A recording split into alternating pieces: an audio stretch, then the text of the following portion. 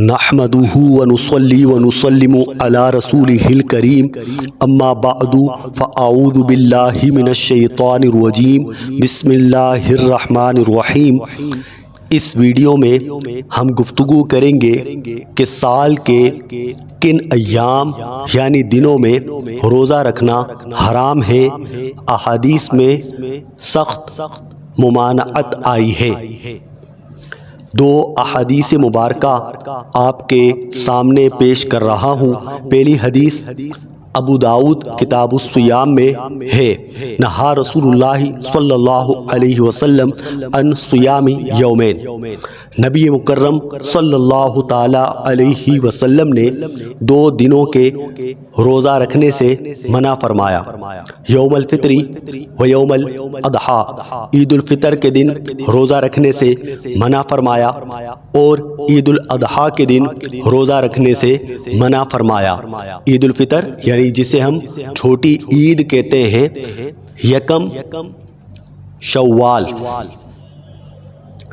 رمضان جیسے ختم ہوتا ہے پہلا دن عید کا، وہ یوم فطر کہتے ہیں، چھوٹی عید کا دن کہا جاتا ہے، اس دن روزہ رکھنے سے منع فرمایا۔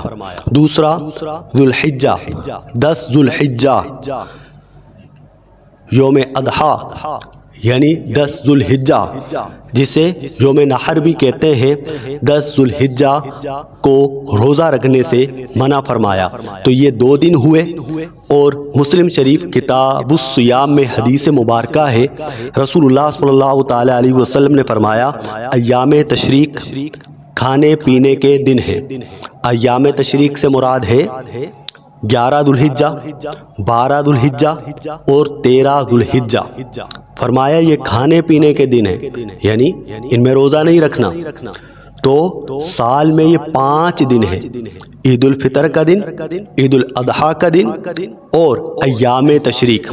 عید الفطر کا دن یعنی یکم شوال، شوال کی پہلی تاریخ، جسے چھوٹی عید بھی کہا جاتا ہے، اور عید الاضحیٰ کا دن جسے یوم نحر بھی کہتے ہیں، 10 ذوالحجہ، اور ایام تشریق یعنی 11، 12، 13 ذوالحجہ۔